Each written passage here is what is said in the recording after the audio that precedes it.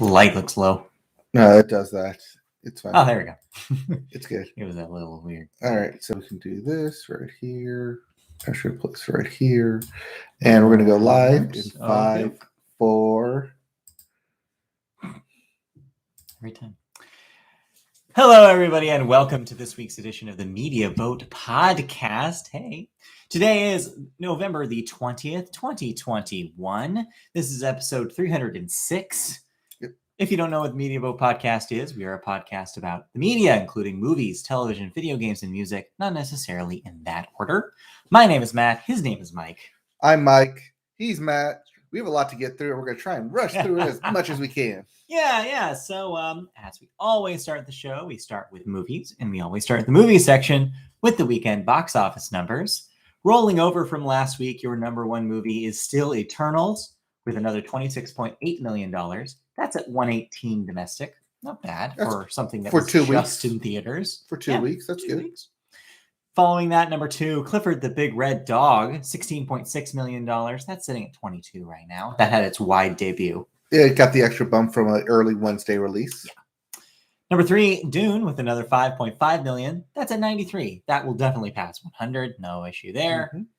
Number four, No Time to Die, another 4.5 million. Happy sitting at 150 right now. Not bad. Not that bad. Probably better internationally. Yes. And number five, rounding out your top five, Venom, Let There Be Carnage with another $3.9 million. That's at 202. It crossed the 200 like we said it would last week. In case you're wondering how Belfast did from last week's debut. Other new release. $1.7 million, way down at number 7. So not getting the numbers. No, but this is pointing towards an Oscar buzz. So. Speaking of Oscar buzz, we have one of each this week for new releases. One blockbuster, one Oscar bait. We have Will Smith and King Richard about the father of Serena and Venus Williams. That is your Oscar bait for Will Smith. I'm sure he's looking for a nomination this year. We'll be talking about that a little bit later. Yep. And then also your big blockbuster, Ghostbusters Afterlife, their attempt again to reboot the Ghostbusters franchise. We'll see. But this is set within the original Ghostbusters universe. I didn't know it had cameos of the living original Ghostbusters until I watched Late Night with Seth Meyers a couple nights ago. Yes, it does. And I was like, oh, okay, they're all in this? All right, weird. Yep. Sure. We're just pretending that 2016 didn't exist. Yeah, I hate that because I actually like that movie. In fact, I believe we talked about it the first year of this podcast. Yes. That's how long we've been doing it. Yeah, it came out 2016. 16 sounds right. Yep. Yeah. Well, that's there if you want it. Those are your new releases. Let's roll right into movie news. Here's a little update. Our first story is about the IATSE strike, or maybe not, because the contract has been ratified for 3 years, but of course, not without some contention. Under IATSE's electoral college style ratification system, each of the 13 Hollywood locals covered by the basic agreement is allotted as many winner-take-all electoral votes as the number of delegates they had at the union's last convention. Thus, the final vote, released on Monday, was 256 in favor and 188 opposed to the contract, a margin of only 68 electoral votes. Had the Editors Guild, worth 73 votes, voted against it, the contract would have gone down to defeat. Overall, 50.3% voted yes total to 49.7% voted no for both contracts. For the basic agreement, 8 of the 13 LA-based locals voted yes, with a stunning 5 locals rejecting the deal. Among the area standards local unions, 14 locals voted yes and 9 voted no. Here's another example of that electoral college system working maybe against some of the more vocal opponents of the contracts. You have a lot of people that are members of IATSE crying foul here that the editors union had, as you mentioned to me via text message, maybe had a little bit too much of a say in this. Well, consider the last time they had a contract ratification. It was the Editors Guild who said no last time. So, and as we reported about this last time we talked about it, they got some of the things they wanted, but not everything. Mm-hmm. So this was a compromise that leans a little bit more in the studio's favor than it does IATSE. I think people are getting to their boiling point with frustration with the union at this point. It'll be really interesting to see what happens next. This is also only for 3 years. So come 2024, we'll be having this discussion again. We will definitely be having this discussion again. And I'll try to get those health benefits next time, I guess. Let's move into our next story, which is also an update. This time is an update over the shooting at the set of the movie Rust, involving what was the name of the deceased? Halyna Hutchins. Yeah. So cue my shocked face right here. Yeah, exactly. Don't be too surprised by this. Mamie Mitchell, the script supervisor on the set of Rust, has filed a lawsuit against Alec Baldwin and other production figures over the on-set shooting that killed the film cinematographer Halyna Hutchins and injured director Joel Souza.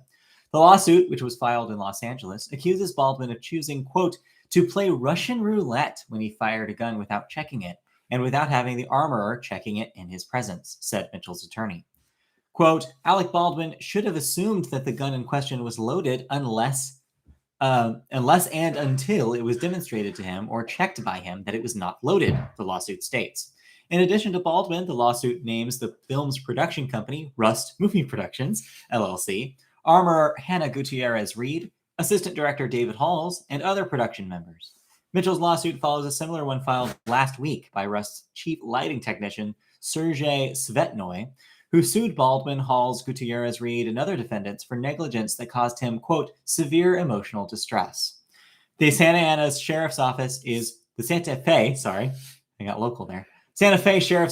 investigating the shooting and hasn't yet released any findings. So some litigation, as we assumed that would happen, follows up this tragic event. As I said, shocked and not shocked that this is happening, that we assumed someone, at least on set, would file litigation, if not someone in the family of Halyna Hutchins. Yeah.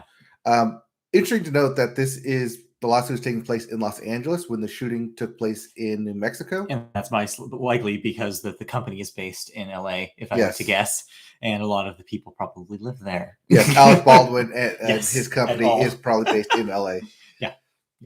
I mean, this is what is expected. I'm glad that they're trying to get justice for this. And whatever money they can squeeze from these guys, these rich people, I'm okay with.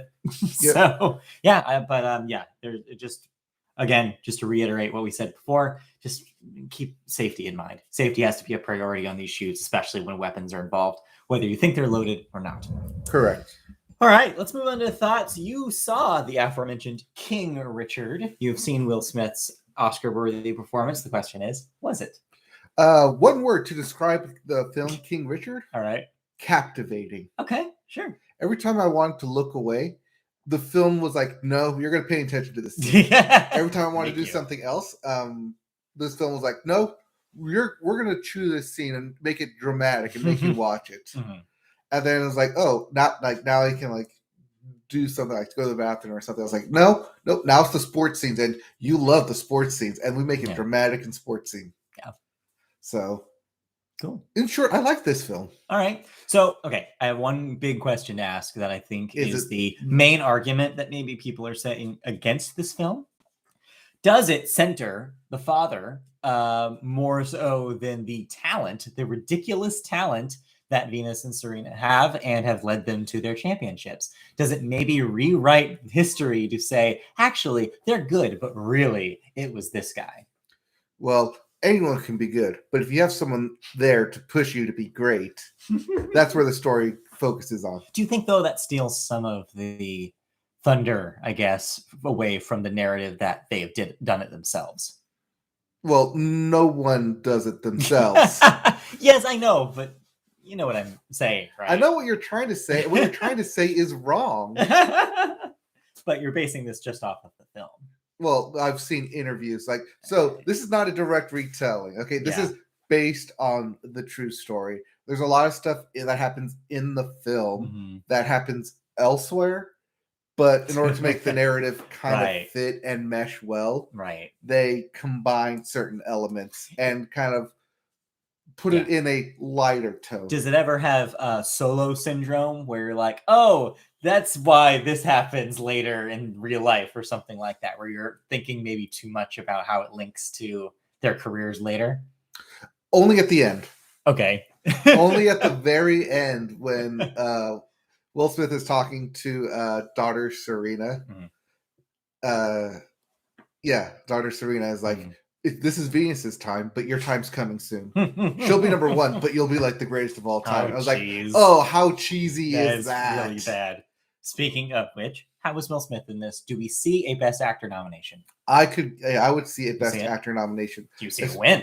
Ooh, I don't know if I see a win. I don't know what the contest is this year. Yes. But I don't know what the picture looks like. You could put him as an early front runner. Who is in Licorice Pizza?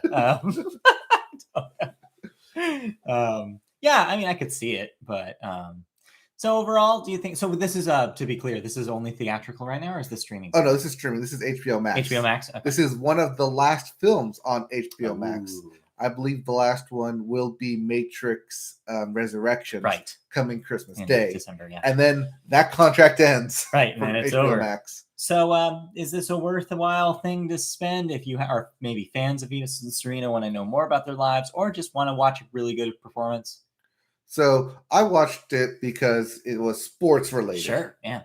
And Will Smith's in there. Not a bad call. But yeah, I think this is something that, if you didn't know, would be eye-opening to it. Sure. It is something that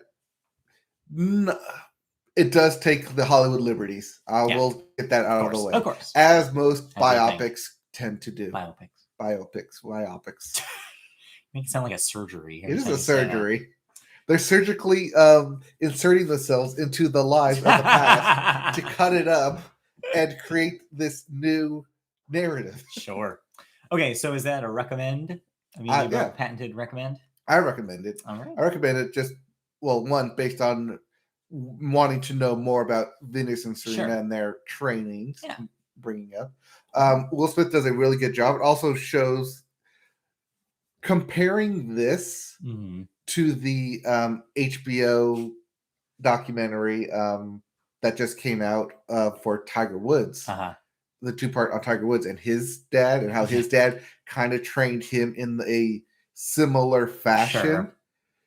You see the same tendencies between the two. So there's some parallels there. Yeah, parallels in the father figures pushing their kids. And whether it's, I mean, you can argue like whether he's doing it for himself or doing it for a better life for his kids. But the movie's not about that. The movie is really about the inspirational tale, right? Yes. Yeah.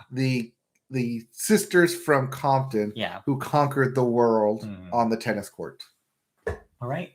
So cool. That's a recommend from you. Moving on. So recently available on Disney Plus, you watched Jungle Cruise, the vehicle for The Rock. Oh, did I? All right. So we didn't talk about this when this came out. Because neither of us saw it when it came out. We went to a theater to see it. So how are you feeling about the based on the ride Jungle Cruise? It leans heavily on the Pirates of the Caribbean formula. I bet. Not just in Cursed Treasure, not just in the CGI, and not just in it being on a boat. And based on a ride. Based on a Disney ride. It's as if someone took the Pirates of the Caribbean formula from, when did that movie? 2002? 2003? 2002? Yeah, one of those. Yeah, and tried to make it modern for I think it was supposed to be 2020, like 2021 audiences. Jeez, does it work? No. All right, what do you think went wrong here? I'm trying to figure out what went right here. Oh no! Like besides, like The Rock being in here or Dwayne Johnson being in here, super charismatic. Yeah. Why you get him? Yeah, and Emily Blunt's in here being super charming. Yeah,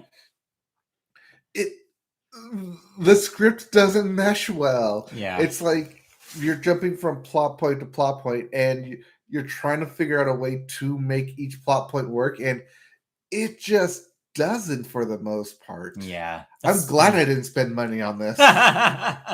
So besides The Rock here being The Rock, there's not a whole lot to glom onto. What if, say, you're a huge fan of the ride? Is there enough like Easter eggs? Of course, I guess I'll say the PC leftovers that are left over, and I use PC sarcastically, of course, here, Yes. because there's some really weird baggage with that ride. Yeah. Does some of that carry over, and it's like, oh, that's just like the ride? It carries over in the first act of the movie. Okay. And then once they get away from there, it's just nope. You could probably say the same thing about Pirates of the Caribbean in a way. Yeah. Okay. So that's why I compare it to that. Yeah, I see what you mean. But whereas that actually worked because it had an interesting set of characters, a very charismatic lead, like you had like a world building that was actually kind of interesting. Here, none of that is the case. No, especially when twice in the movie you give backstories the same time but from a different perspective. Yeah. It's like, oh, you could have just done this like in the middle and not have the whole like backstory for it. Yeah. Well, that's disappointing. But it's available on Disney Plus if you want to see it. So would you even give it a stream, or is this a pass? I would give it a stream with not the original version, but with the extra Jungle Cruise tourist version, where it does like the pop-up video thing of like little bits about it. Fun trivia. Yeah. Because that could be more entertaining than the actual film. That sounds more entertaining, honestly. Well, cool. Any other movies that we need to talk about? So I haven't watched this yet, but for next week, Christy and I are going to watch Tick, Tick, Boom on Netflix. That was the musical film based on the composer of Rent, Jonathan Larson.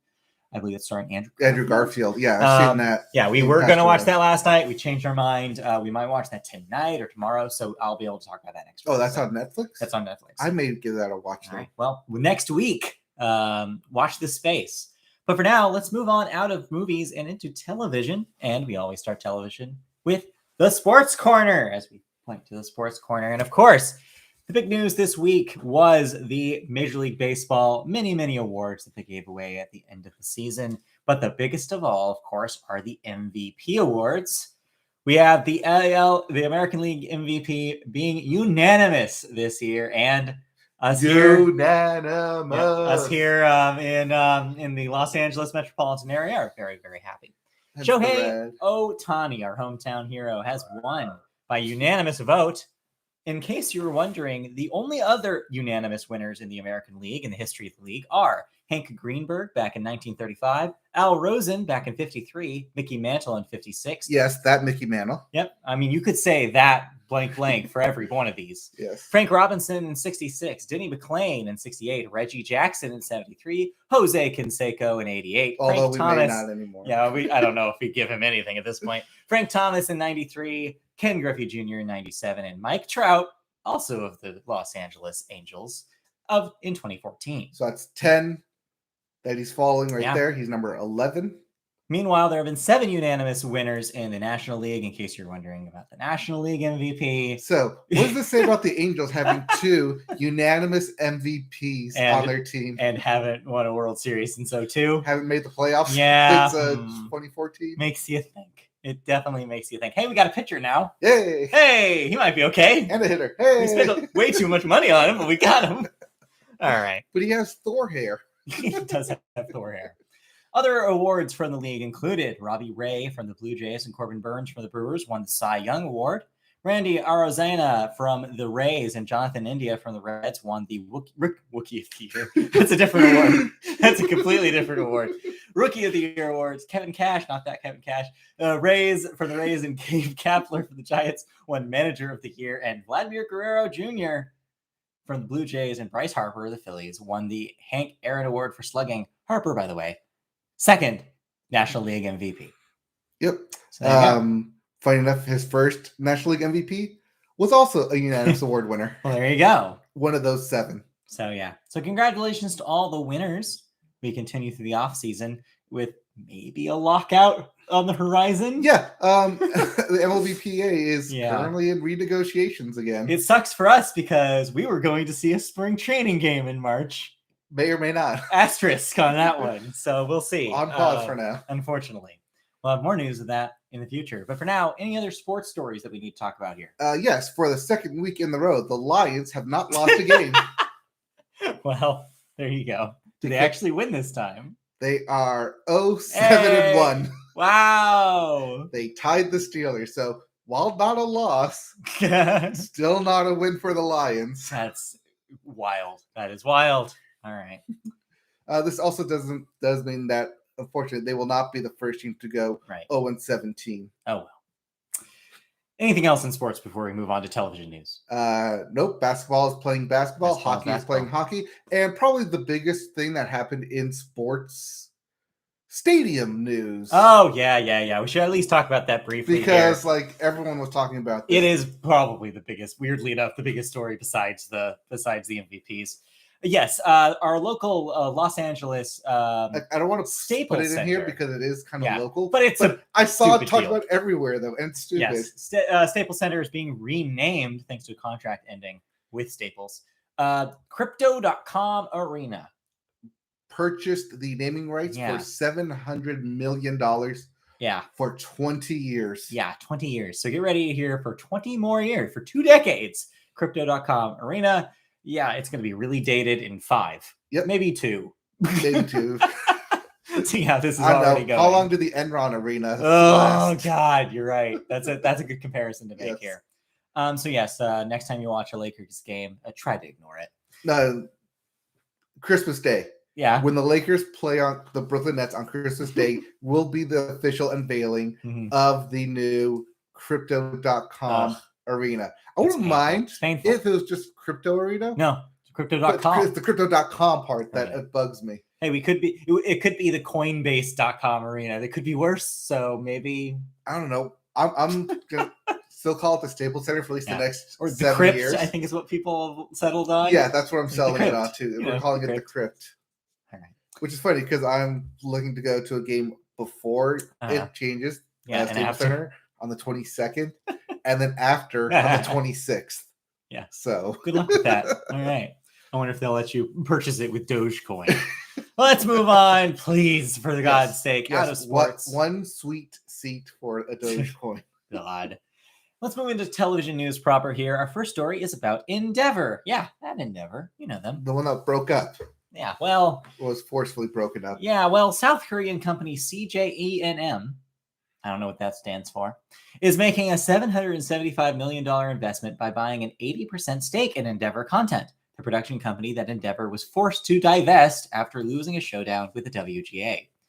Endeavor will receive $655 million, while Endeavor Content will receive a $120 million influx of capital to fuel the dozens of TV programs and movies that the unit has in various stages of production.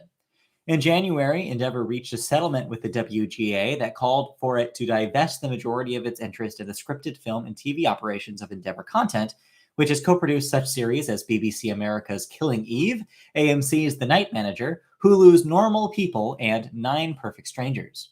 CJENM's entertainment division produces TV shows and movies, including Bong Joon-ho's 2019 Oscar winner, Parasite. So, some money for Endeavor after being a little split into 2 there. Some of the familiar names in their production lineup, and maybe more to come as they have a little bit more fire in their bellies. So you know how everyone's recently all up on Squid Game? Yeah. Is that an Endeavor joint? No. But it is based in South Korea. Yes. Production. So expect the CJENM company to take South Korean properties. Oh, yeah. And localize them, Americanize them. It's a hot time right now for Korean culture with K-pop, with Parasite, and now with Squid Game. I think you're right. We're into that. It kind of reminds me of the influx. Alice in Borderland as well. Yeah. It kind of reminds me of the influx of Japanese media in the 90s. We're seeing kind of a similar rise here. Yep, with South Korean culture. So it's a moment. This is the early big push. This is the investment that you're going to see. So see more stories like this coming very soon. Yes, I imagine. All right, let's move on to our second story here, which is about Hulu. Guess what, guys? Ready to take out your wallets? Because Hulu's asking you for more money again. Beginning on December 21st, the Hulu Plus Live TV package will cost $5 more each month, going up to $70 with the ad-supported tier of Hulu's on-demand service and $76 with the ad-free Hulu.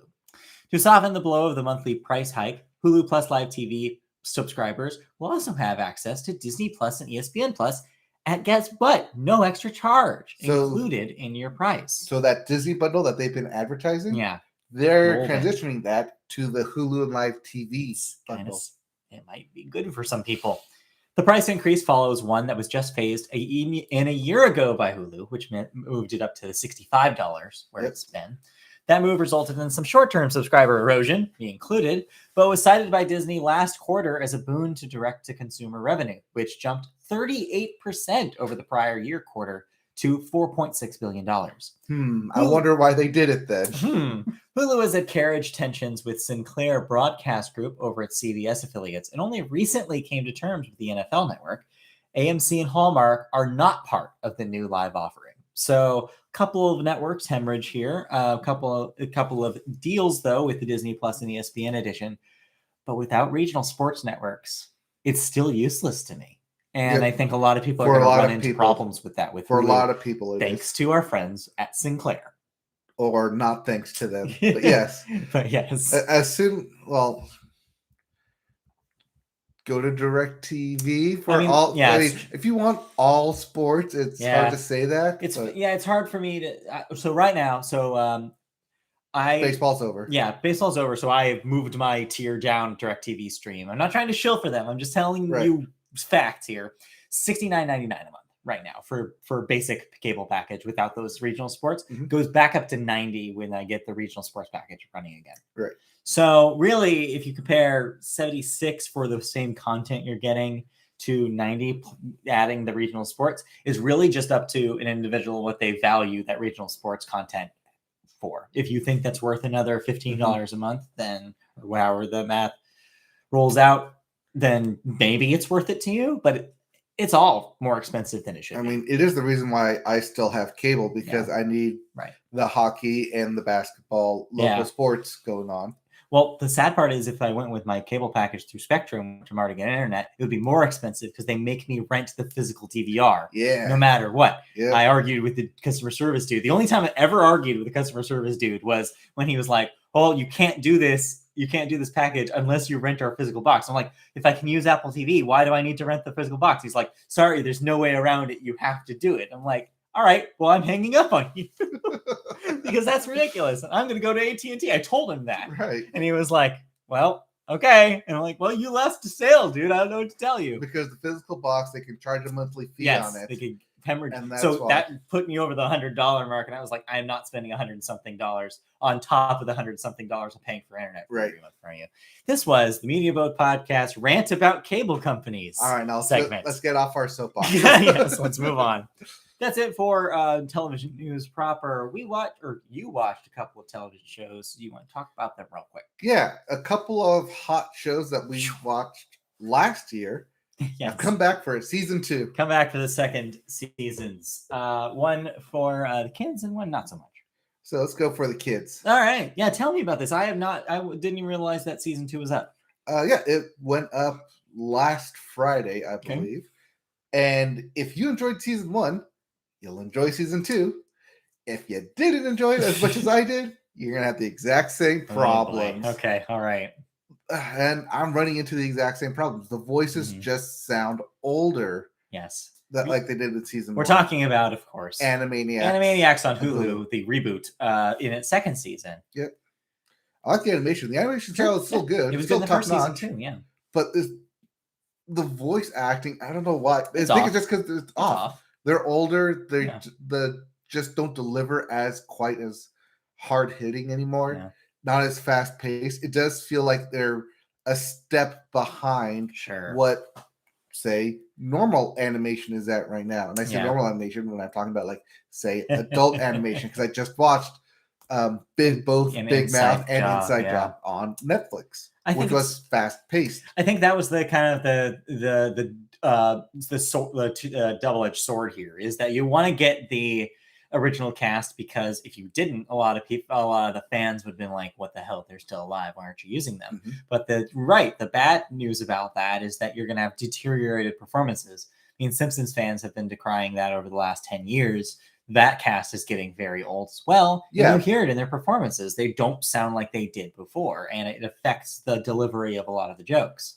But at this point, with the Simpsons, they have 650 plus episodes to look back on, that they can grab audio files from all of them and program what theoretically. We're still kind of hoping that not the case. If Disney makes that decision, I hope they don't do it. But but you know what I mean.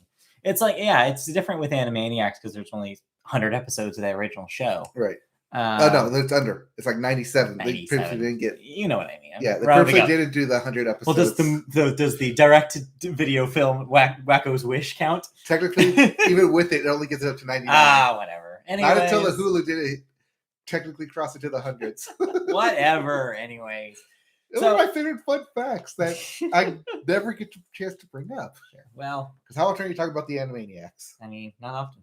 And except for right now, which so overall, it's kind of more of what they gave us the first season. Yep, you get your 2 Animaniacs shorts with Pinky and the Brain sandwich in the middle. How's the balance of? Because one of the things I noticed in the first season was there was a weird balance of older pop culture references and more recent pop culture references. Where's that balance land in season 2? A lot more recent ones. That's what I figured they would do. Yeah. Okay. All right. It's fine. It's fine for the kids, but going back as like a fan, I'm losing interest real fast. I think I think the lack of the cast of characters surrounding it, the supporting cast. The nostalgia can only go so far, and you're right. One of the reasons why that original show worked so well, it was almost like a review. It was almost like a sketch show because they had so many worlds of characters. They focus so much on the Warner brothers and sister here that it's almost like doesn't feel like that original product. Yep. All right. Well, that's disappointing. But speaking of disappointing, everyone was obsessed with Tiger King last year. Yeah, for about 3 months. Yep. As soon as we all got locked into our homes in March. Then it was Animal Crossing and Tiger King. That was 2020 in a nutshell right there. Yep. So Tiger King season 2 follows up on basically the explosion of Tiger King and what happened because there was a lot that happened in real life following the television show. Yep. And that's what Tiger King season 2 is. It's 5 episodes, not the 10 or 8, whatever it was originally. And I can sum it up like this. First episode, how everyone got rich off the show. Second episode, Carol Baskins kill her husband? Yeah.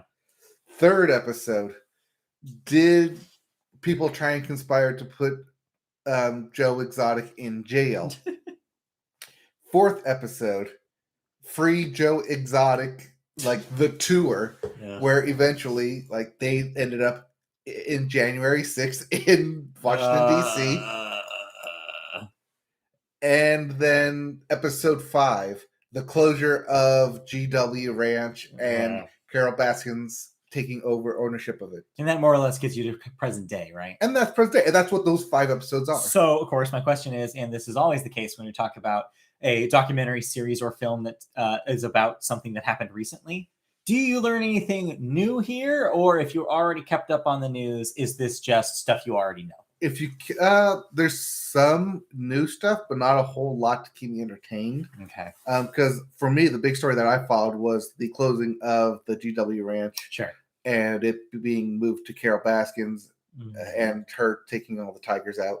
There is some new stuff about the treatment of the tigers and the wildlife at that particular location. Yeah. Especially following the Tiger King's arrest. Yeah. For just that. For just that.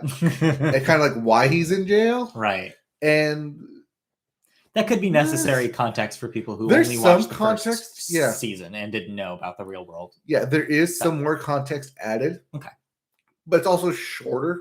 And like it's 5 episodes. Each one's about 40 minutes. Yeah. 45 minutes. So season 2 is a lot shorter. It does give you kind of more context of what they've been up to and kind of fill in some of the gaps from prior. But it feels like largely the moment has passed for Tiger King. Oh, yes. And this feels like it's just cleanup in a way. Yes. If you saw the lack of Tiger King Halloween costumes this year, that is your indication. It's now Squid Game. The context also changed because now it's like, all right, this guy is like actually a total dirtbag. We know that now for sure. Yes. Some people already knew that, but some people didn't want to believe it. Right now, it's more like, well, no, it's very clear. Yeah. So yeah, I don't know. It's a curiosity, and I think that it will remain a curiosity in just that. I don't think this is going to be something that's going to remain in people's thoughts for too long. I don't want it to remain in my thoughts for too long either. You need a palate cleanser after that one. No, I mean That's why you watched Animaniacs. Yes, I mean at least the first episode was kind of interesting in that, like, oh, here's how everyone got rich off of it, like selling autographs, and like everyone got glummed on it because it was a common interest at the time. So here's a question. And that was just like dying down. Here's a question to unite these two things. Anywhere in Animaniacs season 2, is there a Tiger King joke? If there is I haven't gotten to it. All right, well, never mind that. I thought for sure that there was one. I haven't seen somewhere. It would be in like the last 3 episodes if it was, but I haven't gotten there. All right, well, missed opportunity. Let's move on then. Unless you have anything else to talk about in television. Currently watching a lot of holiday baking. Well, that's exciting. Is the season. Well, we'll talk about that later. Yes. When it wraps up. In the meantime, we have cancellations and renewals for you. First up, what are you no longer watching? I said it for you. What am I no longer watching? On NBC, they're bringing back La Brea, the Tar, for a second season. So this may actually get me to watch season 1 if they're bringing it back for a season 2. More Tar. Disney Plus is bringing back What If, which you talked about a few weeks ago. Which we kind of knew more or less that they were going to do. This is the official announcement. Paramount Plus has canceled The Harper House after just 1 season. OWN, Oprah Winfrey's network, has said that the 7th season of Queen Sugar will be its last. Mm-hmm. USA says that the 4th season of The Sinner will be its last. Canceled after 4. Yep. And in deaths this week, Art LaFleur, age 78, an actor, acted in The Sandlot, Field of Dreams, and The Santa Claus, among others. He's it's that guy. I recognize him. Character actor in a lot of that era. Yep. You recognize him, probably our generation recognizes him as Babe Ruth in The Sandlot. Ah, I see. He's that guy. Gambino himself. Yep. All right, let's move on then to the second half of the show. Ooh, crisp 36 minutes. Look at us go. Ooh, flying. To music. And I'll hand it over to you. We always start music with the Billboard, and we start the Billboard with the Hot 100. Pick up the phone. We called it. Well, yeah, this is the easiest call in the world. Well, yeah, Easy on Me is the easiest call in the world. It's still number 1. Yeah, still number 1. Adele, Easy on Me, your number 1 song. Number 2, Stay, The Kid Laroi and Justin Bieber. 3, Industry Baby by Lil Nas X and Jack Harlow. At number 4, Bad Habits by Ed Sheeran. And rounding out your top 5, Shivers by Ed Sheeran. Ed Sheeran gets 2 in the top 5. The only change here from last week is that number 5 swapped out for a back-to-back Ed Sheeran appearance. So there you go. Yep. And those are probably the 2 good ones on that album. That's it. As for your Billboard 200, your albums chart, at number 1, debuting at number 1, Still Over It by Summer Walker. Yeah. Also debuting at number 2, Voyage by ABBA. Yes, that ABBA as a number 2 record this week. Yes. Which means ABBA is better than Certified Lover Boy, like I told Drake. You that. I told you that a long time ago. They're also better than Equal Sign by Ed Sheeran.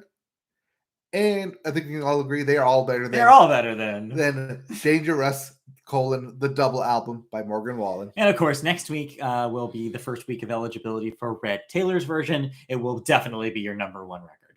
Yep. So just wait for that next week.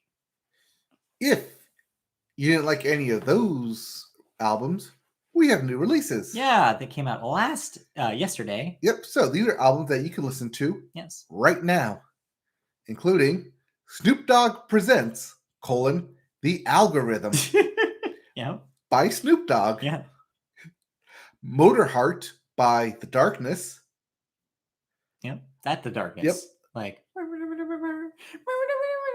Yep. They're still making music.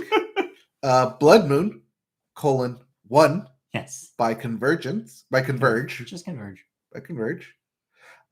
Flying Dream. 1. By Elbow. Oh, there's all these ones going on. I don't know. Raise the Roof by Robert Plant and Alison Krauss. I listened to this. I'll talk to you about it in a moment. Yep. And your big release of the Yes. week. Get out the way, everybody else. Yeah, everyone move out of the way. Especially Taylor, because that's why she Yeah. premiered her album last week. 30 by Adele. Yes. Out right now. You can go listen to it. Your best-selling record of 2022. Yes, I realize we're still in 2021, but I'm still confident in saying that is your best-selling record of 2022. If you're still buying albums, Yes. this is what you're going to get your mom and everyone else. And your sister and whoever else is on your list. Yep. Really. Yeah, pretty much. We'll be talking about that in a little bit. Yes, I also listen to this. All right. Let's get to the news then. Yes. So 2 weeks ago, you did a solo cast and mentioned the Travis Scott Astroworld incident. So there's been some aftermath since then. Yeah. So 2 weeks after that, the Astroworld Festival, which left 10 people dead as the crowd rampaged, Public Enemy's Chuck D has issued an open letter defending Travis Scott and calling on Live Nation and all concert promoters to stop, as he puts it, quote, shucking their most crucial responsibility. Travis Scott is a performer, an act, not a concert promoter, he writes. He doesn't run the sound or venues or festivals or their staff, but he does trust Live Nation and all the other concert promoters who are supposed to do all of this. End quote. This, of course, follows the dozens of lawsuits that have been filed against Travis Scott, Live Nation, and the festival's other promoters. Details about the event's organization, security, and readiness to handle an unruly crowd remain unclear. However, multiple other festivals this year that were promoted by Live Nation and 2 that were headlined by Scott were staged successfully without major incidents. So I included this story not just because it was interesting hearing from Chuck D. Of course, if you look back in music history, Public Enemy also has a history of very riotous, raucous concerts in their wake, especially in their peak. So it's interesting to get his perspective, but also kind of as like an example of the conversation that's been happening about Astroworld. In fact, it even happened here, right here before we recorded. Before we recorded last week's episode, you told me that you thought I was a little too easy on Travis Scott in my solo cast. And so I thought about it, and and that's why one of the reasons why I included the story. I think it's a fair argument to have who is at fault here. Right. I think it's still very valid to say that Travis Scott could have done more to stop the performance in the middle of it instead of trying to continue it once he saw what was happening. I think a lot of the onus does rely on the organizers and the security team there. I think that also. And then there's also a third argument to be had about the culture of hip hop and what it means in that culture to maybe not as readily help your fellow concert goer and be more aggressive at the shows than maybe is necessary, like a lot of macho posturing going on. I think all of that is in a blender and is all matters in the story. So really, I don't know if the responsibility is to anyone in particular. I think overall, we need to look at concert safety as an issue and have a discussion about it in all of these different facets, because this stuff can't happen again. If you want to go concert safety, that goes on to the venue. Yeah. And issuing tickets for that general audience admittance area. Part of it. Having it overpacked. Fire hazard, if you will. Yeah. Easy way of looking at it, that if you're purposely overpacking a consolidated area, you're gonna have issues. It's gonna be a problem, and that's where security has to make sure that there's fire lanes, make sure there's safety there, space between, so the people that need to leave can leave, right? If necessary. It's just a mess. The whole thing was a mess, and as long as the conversation keeps happening and companies like Live Nation start taking some responsibility here, we might see some movement on this issue. But it's good to think about the people who were harmed and killed by this event and make sure we remember why.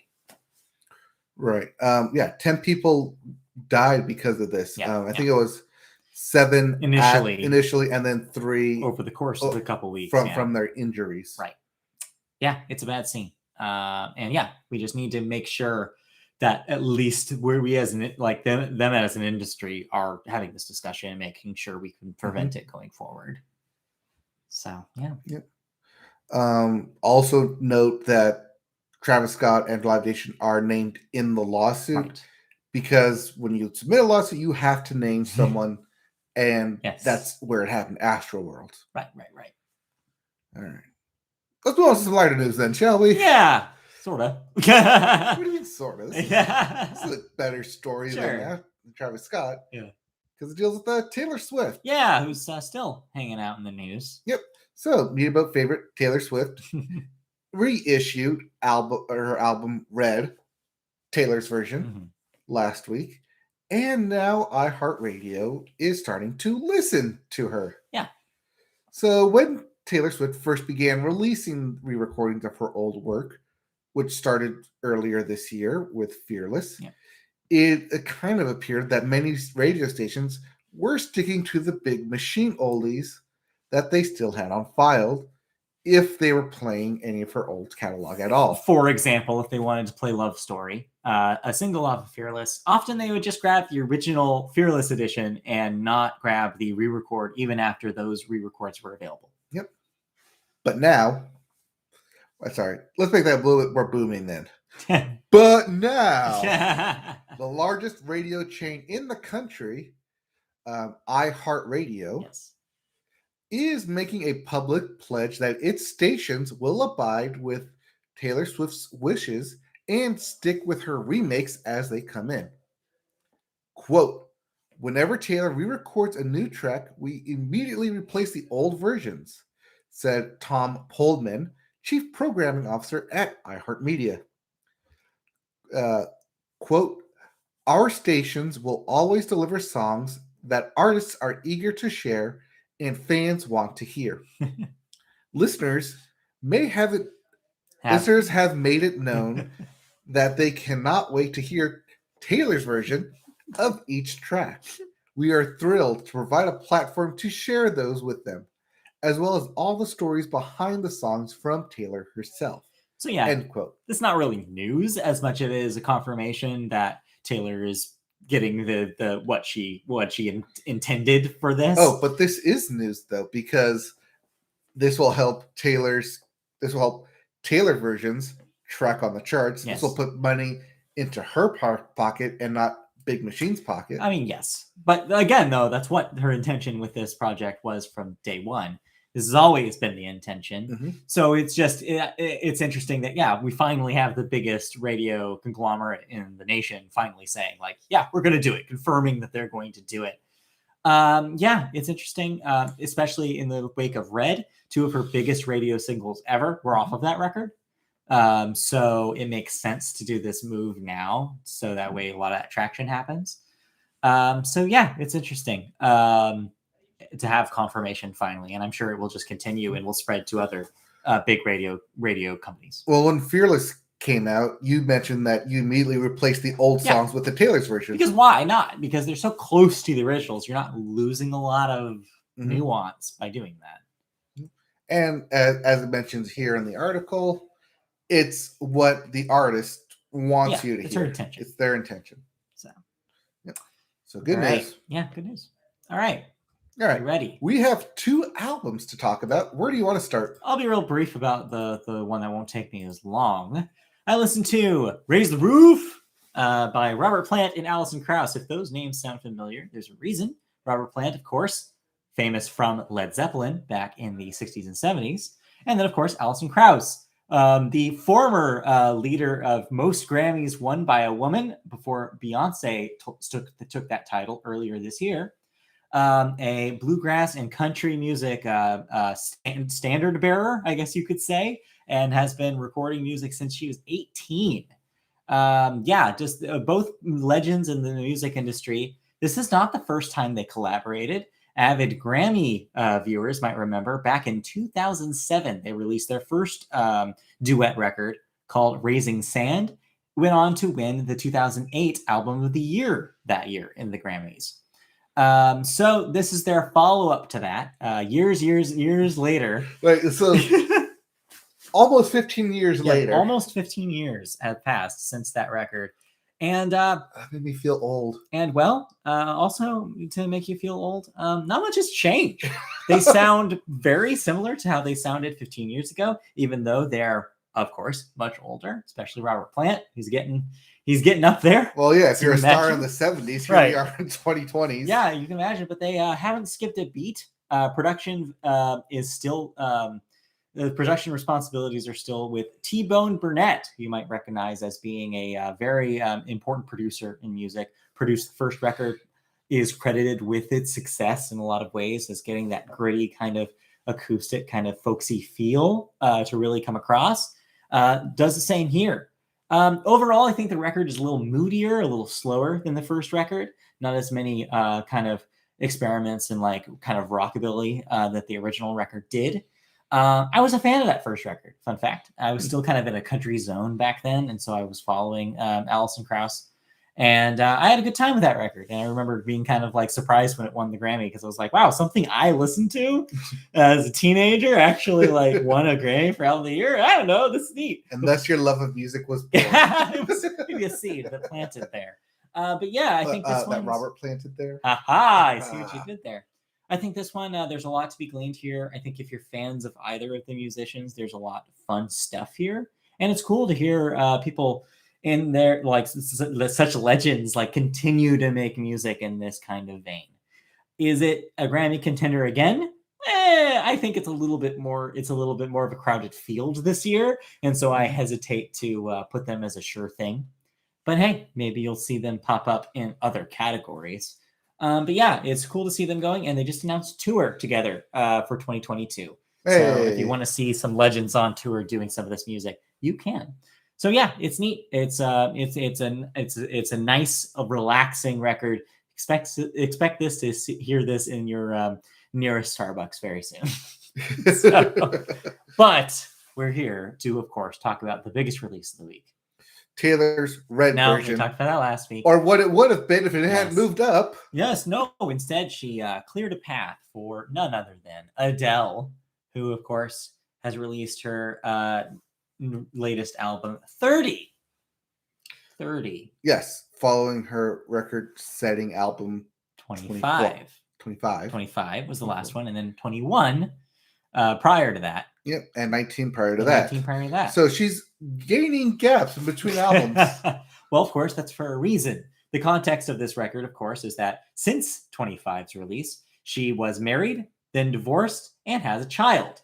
And so three major milestones have happened, and you can all hear that in the lyrics and content and tone of 30. It is a breakup record. It is a divorce record. It is a motherhood record. It's a lullaby record. It's all of those things in once, and it really gives you a intimate portrait of who the Adele the person is currently between the ages of 30 and 32, where she is kind of hanging out right now mentally. And it's a roller coaster ride of emotion, which I think a lot of people thought it would be. It's what Adele is known for. There are some real high points. There are some real emotionally low points where she really bears her soul in a way that I wasn't expecting. A lot of recorded voice snippets of her talking to her child about some really, really dark stuff, like talking about some real emotions that she's going through. And I think it works really well. This is a really good record. Are we surprised, though? I mean, yes, if you've been following Adele's career, this is not a surprise. I think what is a surprise is how open she gets here. I think previously she's an artist that has relied a lot on the big, sweeping blockbuster singles. Your hellos, your rolling in the deeps, your set fire to the rains. She's been about big statement songs. This is her in a little bit more intimate zone. There are big singles here. I think peak for me is Oh My God, which is just this big pop banger. And then you have the big emotional set pieces here as well. The already released Easy on Me, the sure to be a single I Drink Wine. I like that one. There's a lot of so there's a good balance here. What's the one that I like? Is easy? No, Oh, Can I Get It? Kind of get it, which Love that also one. could very easily be a single. I liked that one. It's a little funky, a little jammy. It's a good balance of your big single, your big future hits, as well as your ballads. I think that it's a good mix of songs. I think she's really, really set a new bar for herself here. I think it's definitely one of the achievements of her career. I think it starts off a little bit, maybe too melodramatic for me. Yeah, a little orchestrated. A little old Hollywood. Reminds me of her Skyfall theme. Yeah. A little bit. And then it kind of picks up. It hits the love stories. It hits Talking with a Child. This recordings that she does add at the end of each song. Yeah. Was not expecting that. No. But it does add a little bit of emotional weight to it. You do point out an interesting part about this record, which it starts out in that sweeping orchestral style. Then in the middle, you kind of hit a really experimental zone where she's trying different genres on. That's where you get the pop songs, where you get the funky, like blues-inspired stuff. Yep. It's where you get maybe kind of a jazz orchestrated. You get one song that surprised me with how much electronic manipulation is in it with her voice. You get the whole backing track of like these like layered vocals of her using this kind of manipulation. And I was like, wow, Adele is doing this? Right. It's really interesting. But then it returns to that orchestral zone at the end of it. And it feels of a piece. It feels like a finished product because of that. I think that this is a statement record. I think this is showing that Adele still has it. I think, like I said, this is easily going to be a sales juggernaut. It already is. They're already cranking up the vinyl machine, as we talked about a few weeks ago. Yep. Easy on Me, the lead single that she put out. I wasn't super impressed with it as a single, but I think it works in the context of the record. Yeah, that's what I was going to bring up. Yeah. That because when it came out, we're like, okay, yeah, it's an Adele song. But that's the thing. It's an Adele song in a record that actually has, surprisingly, not that many Adele songs. Right. And I think that's why it works. So if you haven't listened to this record It's good. Listen to it after this podcast. It's good. I don't know if it's maybe top 5 material for me personally, because this has been a stacked year. We've listened to like close to 60 albums. We've listened to a lot of music. Wait, I have that number here somewhere. 61 albums in music. At least. So it's going to be a crowded field, but I think that for most people, this is going to be heavy rotation for a long time. Yes. Either that or you're going to put it with the other Adele playlist that you have, and it will roll right into it. Yes, exactly. This will fit right in, but is experimental and interesting enough in its different genre experiments that I think that it's going to be surprising for even the Adele faithful. Right. You're gonna establish that this is from 30 album, not confuse it with 24 or 21. But hey, that's good news, I think, for a lot of people. Yeah. I think that this is in no way a slump in her career. I think she is reestablishing that she is one to beat in this field. Okay, what song does she perform at the Grammys? Oh, geez. That's tricky because I feel like there's a couple ways she could go here. She could go poppier and try to set that kind of tone, or she could go just tear through a ballad. I think that Once Easy on Me has had its case. Well, we're talking about like February here, so yeah. So I think you'll see something towards the end of the album here for sure. Okay. You don't want to put him. I don't know what you don't want to put one on there. I don't know, but I think she'll be able to pick one. It's gonna be the wine song. Maybe. She's gonna go for whining on it. Go for wine. All right. Anything else to say about Adele or any other music that we've listened to this week? No, it's Adele season. It's Adele season. Let's move on. Sorry, Ed Sheeran, your time has passed. Yeah, you had a week. That's all you get. You had a month. All right. Let's round out here as we speed right along into some video games. All right. And we start with new releases. Yeah, not many. Not that many as we come towards the end of the year here. We start with Death's Door for the Switch. Yep. And Sony, PS4, PS5? Yeah, previously an Xbox Game Pass game, Xbox exclusive and PC exclusive, now is getting on everything else. So here's the remaining. Yep. And your big release. Big release. Just because it's coming out on everything. Yeah. But the Switch. Farming Simulator 2022. You know what this is. we're still farming in 2022. Still putting out farming we're still simulators. simulating that farming experience, which is not on your Animal Crossing island. No, somehow.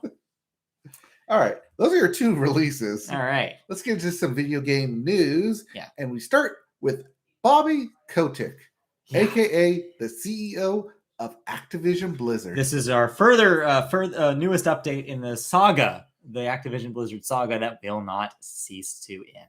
Yeah. Game of the year or news story of the year. Yeah. Probably. In video games, probably. In video games. It's huge. It's dominated this year. Every time something else pops up, it just keeps getting worse and worse and worse. And hey, that trend continues here. To get worse. As a new Wall Street Journal report alleges that the Activision Blizzard CEO was indeed aware of multiple sexual misconduct allegations at the company, some of which it's claimed he withheld from its board, and also accuses him of personally mistreating several female employees. Activision Blizzard is currently facing multiple regulatory investigations over alleged sexual assaults and harassment of female employees, much of which was centered around World of Warcraft developer Blizzard. However, the Wall Street Journal claims that instances of sexual assault and mistreatment have been widespread at the company, including at Call of Duty development studios, Treyarch, and Sledgehammer Games.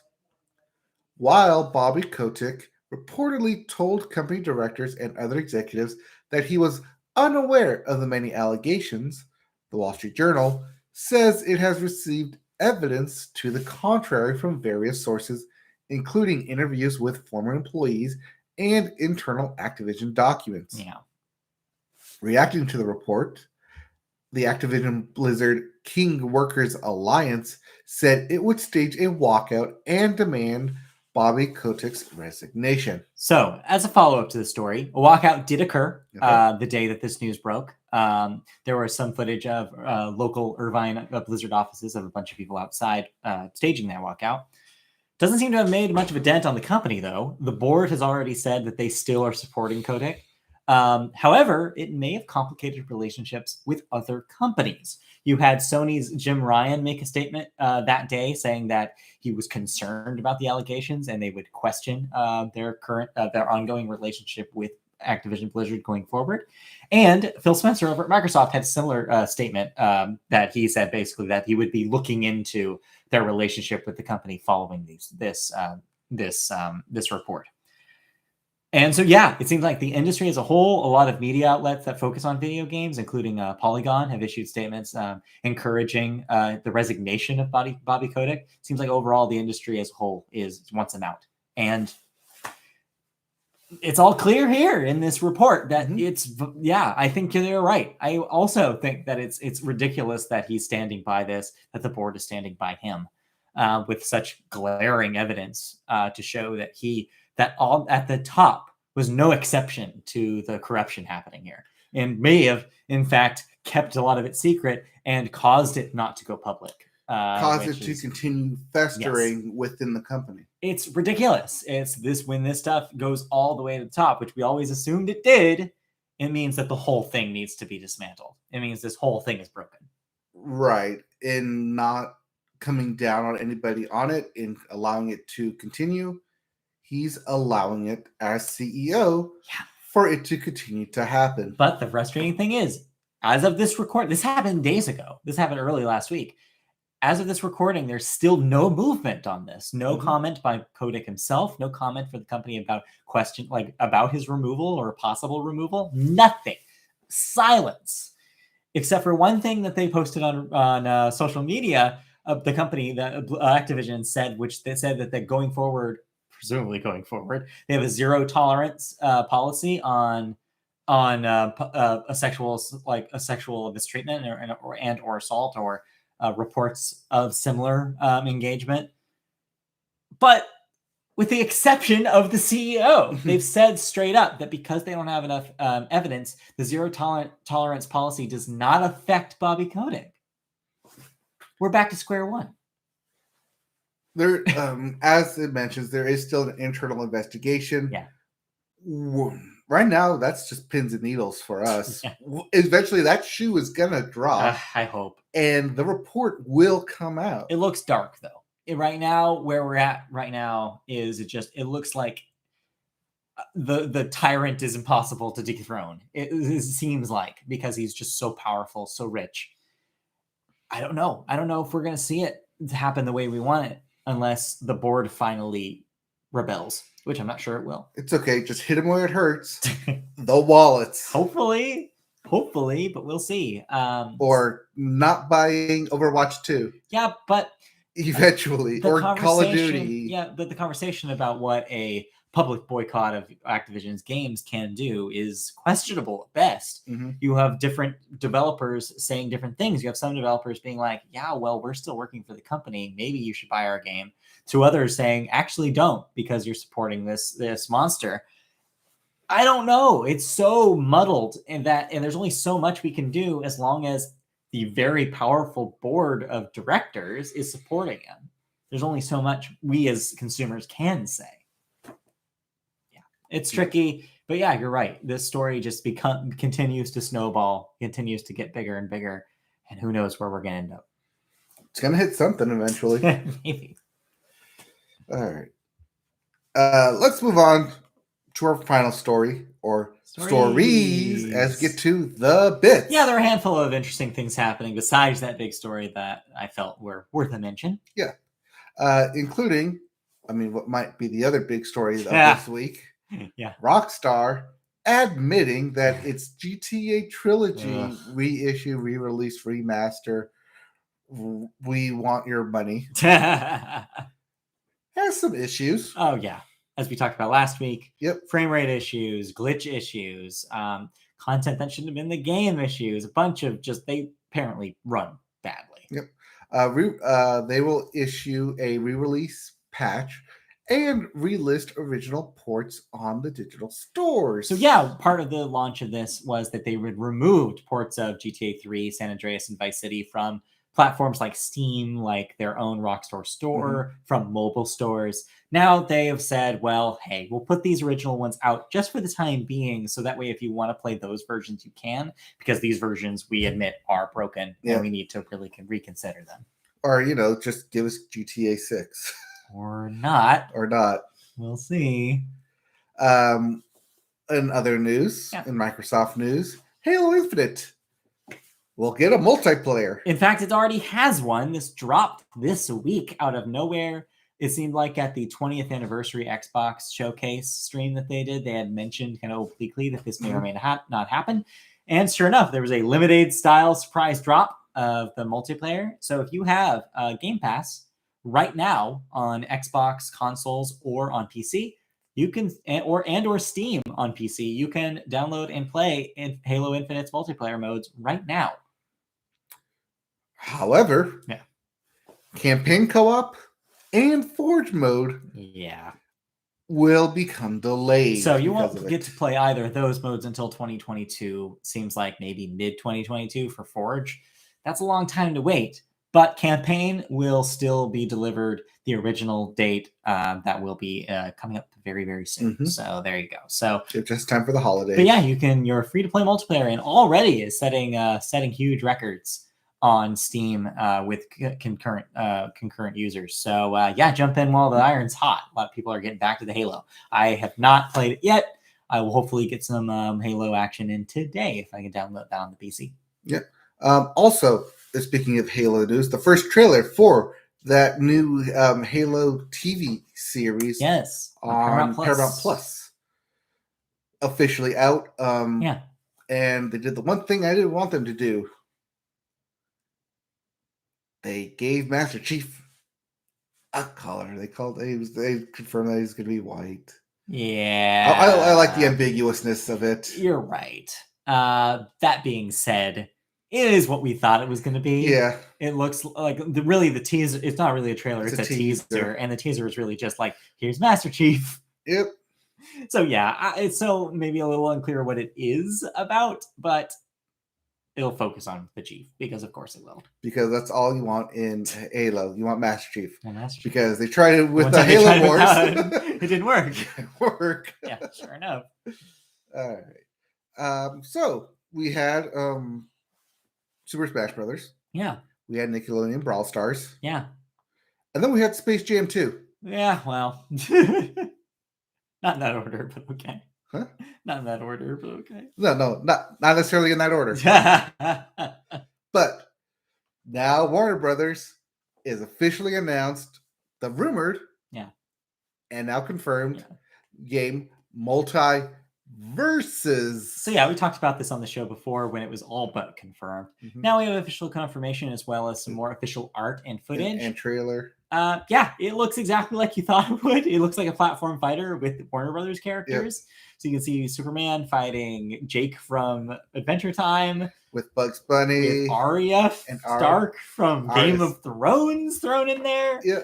It's weird. I don't know. It seems like we're getting to saturation here with these Super Smash Brothers clones.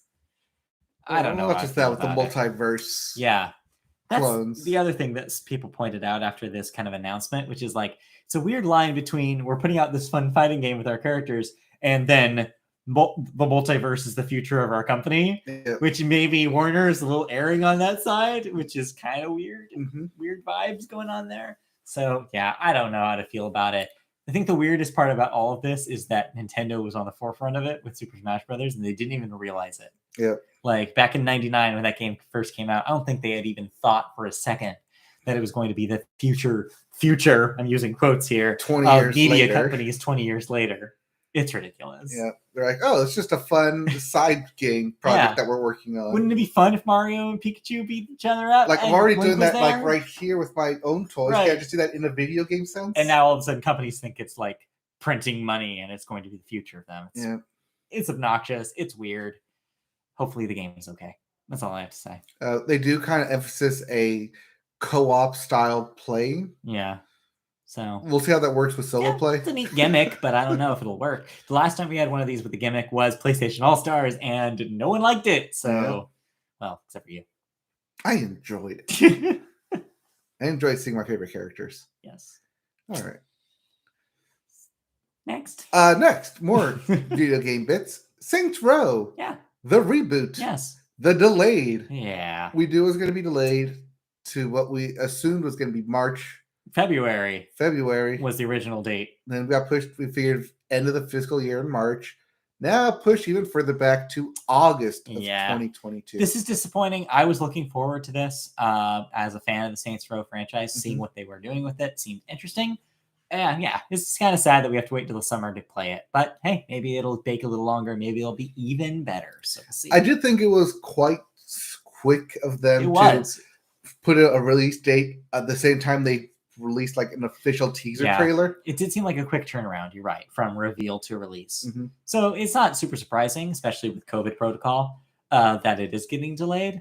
But yeah, like I said, I'm just disappointed as a Saints Row fan that I'll have to wait longer to see it. I'm not, because this means that I can now play Tina's Wonderlands more. Right. Yes. More than trying to like compare the two. Well, they're pretty different games. Well, like overlapping my time of playing them then. The time. My time constraints. Time constraints is a question for both of those games for sure.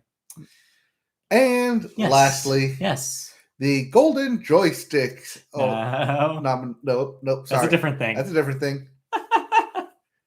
The VGA Video Game Awards. Video Game Awards. Jeff Keighley's, if you will. Yes, Jeff Keighley's Video Game Award nominations has been revealed. Happened. And Deathloop leads all the nominations. Yeah, as expected, more or less, for a big AAA PlayStation exclusive. I think this also, it also is a big coming out party for Psychonauts 2, also nominated several times. You also see a few other big players. No favorite, I think, as like last year, we were going in assuming that Hades was going to sweep, and it did. I think this year there's a little bit more, like few more options. I think if they're real, they'll realize the true winner here is Metroid Dread. But well, yes, I mean that's what you're saying it is. The other top contenders are it's Deathloop, It Takes Two, Metroid Dread, Resident Evil 8 Yeah. or Village, Ratchet and Clank Rift Apart, Yeah. and Psychonauts 2. Good lineup, I think. Also, what a year. I've played 1, 2, 3, 4 of these games, which is crazy because I feel like I hadn't played any of them last year. I've played 2. 3 is currently in the mail for me. Nice. So yeah, I will have played that by the time we get to our end of the year review stuff. Yeah, and then of course other categories had some highs and lows. I think people again are complaining, rightfully so, about the influencer category being a bunch of people nobody's ever heard of. Yep, how can you be influenced if I've never heard of you? Right. So yeah, I don't know. The Video Game Awards are a weird thing because there's so much more about the announcements as opposed to the awards. But nonetheless, interesting to see the direction they're going with this. Right. Let's take a quick look here. For Best Indie Game, we have 12 Minutes, which is the time loop one. Yes. Death's Door, as we said, coming to everything right now. Inscription. I've heard really good things about the card-based game Inscription. I have not tried it yet, but a lot of people are saying Game of the Year style things about it, so I might have to give it a shot. Yep. And then we have Loop Hero and Kena Bridge of Spirit, which I will get my hands on real shortly here. Good group of different kinds of games this year, so that could be really interesting. Yeah. Anyways, that's pretty much best family game, not just best family. Best family is like my favorite family right here. Yes. So yeah, we'll see as we get closer to December, where the awards usually take place, what kind of big announcements they have in line for this thing, as that is usually the big draw. Yep. All right. Let's get into some video game thoughts here. Some wrap-up thoughts as we both finished, completed some games that we've been playing. So I'll just be brief about mine. So I talked about Life is Strange True Colors last week. As I just jumped into it. Well, I have wrapped it up. I have finished all 5 episodes of the standard game, of the main game, and not jumped into the side story quite yet. But I wrapped that up, and man, it goes some places. I mean, there's no surprise for people who are veterans of the Life is Strange series. Yeah. By the end of it, it always goes some places. I'm kind of on the fence about how I feel about the end of this. I think a lot of it was wrapped up really well. I think I'm good with some of the characters' endings. I think I wish that a few more loose ends were a little better tied up. But as it goes with these games, part of that might be my fault. I think I missed a crucial conversation with one character in the last episode that ended up. So I ended up not having resolution for that character, unfortunately. I think episode 5 is really interesting. They try some experimental stuff with it that I thought was really, it was really well done and really thought-provoking, and I think really nailed the theme of the game. Let's put it this way. The theme I had an idea of where I thought the theme was going to go by the end of it. Went slightly different than that. And that was cool. Good or bad? Good, I think, in a good direction. I thought it was kind of nice. However, I think it bit off a lot more than maybe it could chew. And I think that's why I have this weird, unsettled feeling about how it ended up. That being said, overall, I had a good time with it. It's a very interesting story. There's really great characters. I think it's a slow start. I think episode 1 is going to be weird for a lot of people. But 2 onwards, I think it really hits its stride. I think it's a good Life is Strange game. The gameplay gimmick is not as strongly represented as the one in the original. So if you're going in expecting a lot of hard puzzles, you're definitely not going to get that. But it's interesting. I like the storytelling here. I think it's a good time. And I think it's absolutely worth the price of admission for people who are fans of the series. Okay. I had a good time with it. It will end up on my top 5, guaranteed. That's funny because this game will also end up on my top 5. All right. So you wrapped up Guardians of the Galaxy. Yes, I did. And I liked the story with one caveat. Okay. Because there are 5 Guardians that you have to deal with. You have to go through all 5 storylines. Yeah. It does feel like they kind of rushed the ending and kind of combined 2 at the end in order to either fit time or fit development schedule. You can almost see where the budget ended and you're like, all right, speed this up. Yep, because typically what happens is that you get the final boost attack at the end of completing a character's arc. Yeah. And at the end of one of them, you get 2. Feels like, oh, we just kind of like combined the two. We're wrapping this up. We need to wrap it up and get this game kind of done and over with. All right. But it does introduce at least the familiar characters. If you are, if you're familiar with the Guardians of the Galaxy, either from the films or with the Infinity Gauntlet saga, it does provide characters that you are at least familiar with, and doesn't go into the really weird and very offshoot Guardians of the Galaxy stories that they definitely could have derived from. It kind of sticks more to what the general people who coming into this game would know. So this brings up my question that I wanted to ask you for when you finish this game. Seems like the reaction has critically has mostly been about the story, saying that the story is surprisingly good here. It's pretty well written for a video game, and a lot of people are saying the gameplay is serviceable and is basically this is basically a big narrative tube where it's like you're playing this game to enjoy the story. The combat is fine.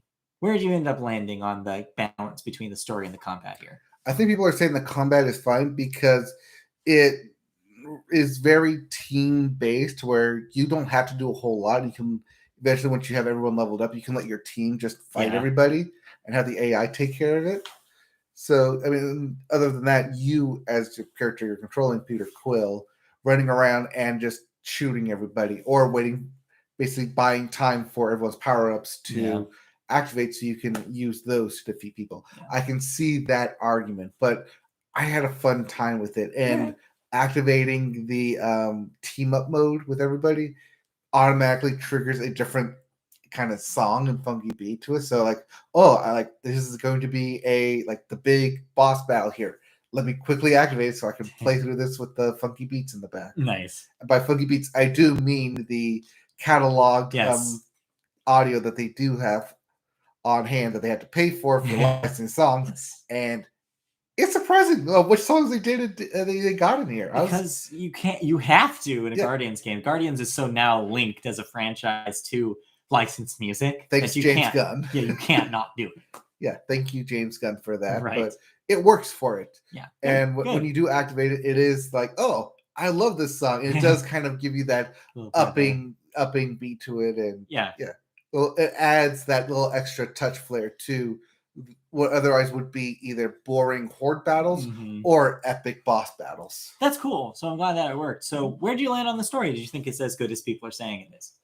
Like I said, it'll probably end up on my end of the year list. I really liked the story. It did kind of teeter back and forth at times, especially with spoiler double ending. Sure. But you kind of need the double ending to wrap up the two kind of big threats that makes sense. That were brought up throughout the story. Yeah. Well, good. I'm glad you liked it. I think it's.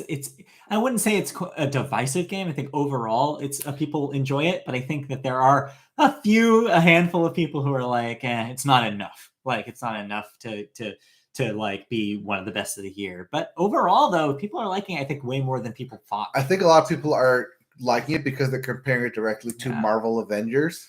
Yeah. And in comparison, it's the stronger game. Yes, it is the stronger game. Yeah, and I think so much of that is, I think the story at the end of the day between those two games is, if you focus and you know what game you're making, and you make that game, it'll end up okay. If you start getting if it starts getting blurry and you start making multiple games into one, that's when you get into dangerous territory. Yes. I did also see a lot of the kind of negative feedback being a lot of the quips and extra dialogue and constant dialogue. I didn't mind it. That might just be a personal taste. That was personal taste because I like the constant dialogue. It gave me more insight into the characters, into what's going on, into the interaction, because that's what it is. It's a team. They're going to interact with each other. And that's also part of what made it fun is that they will bicker constantly. It's part of their DNA, even from the comics and the movie, which is that they're constantly bickering with each other. Yeah. So, but they work together as a team. Right.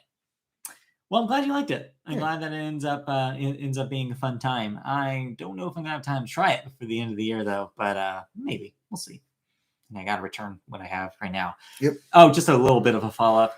I think I may have bounced off of Deathloop finally. I think that it's just it's too much of a game right now for where I'm at.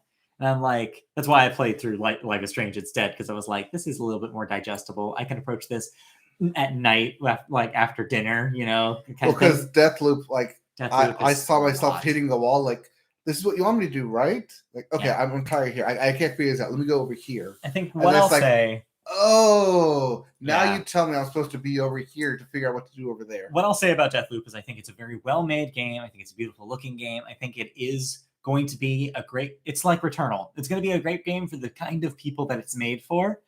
But I think it is a very mileage may vary situation, just like Returnal was. I think they're going to find their people, and there's going to be people who try it and then just don't get it.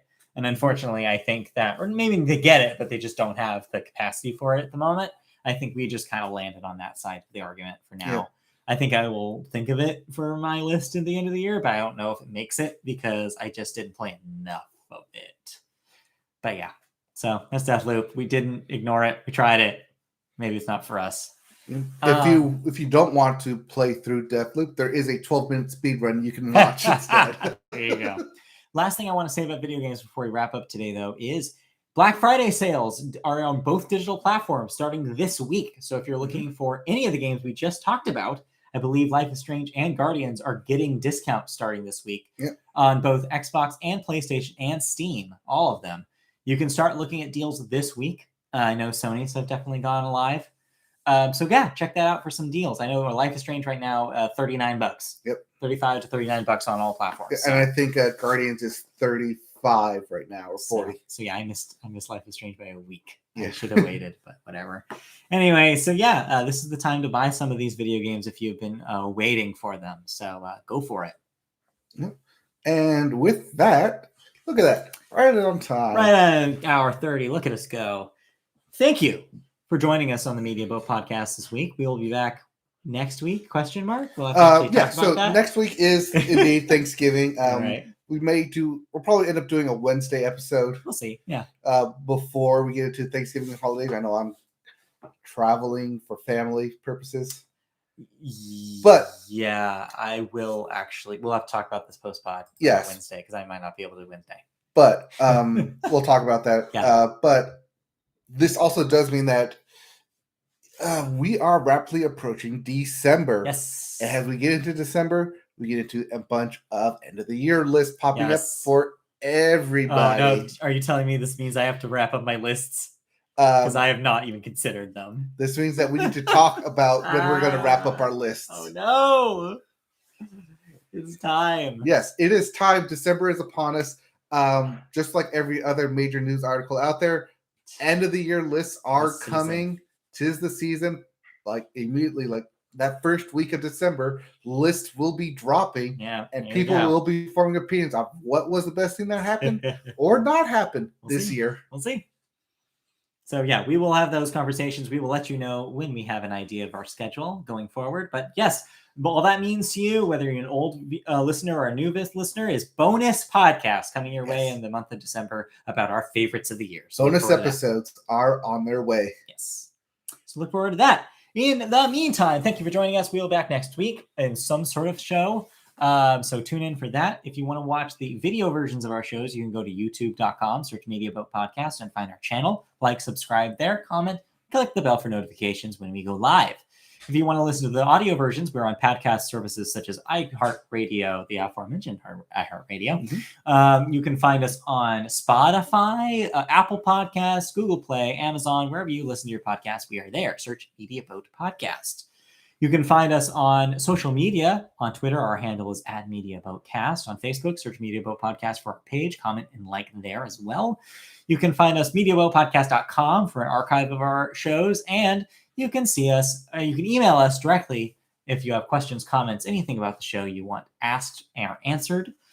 MediaBoatPodcast@gmail.com is the email address for that.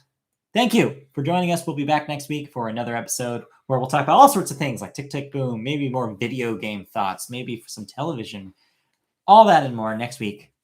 Thank you for joining us. See you next time. Oh, yes. More thoughts, more news, more of us as we get into end of November. Yeah. Start marching towards end of the year here. Yeah, holiday season. Happy Thanksgiving. See you guys next time. Okay, bye. Boy.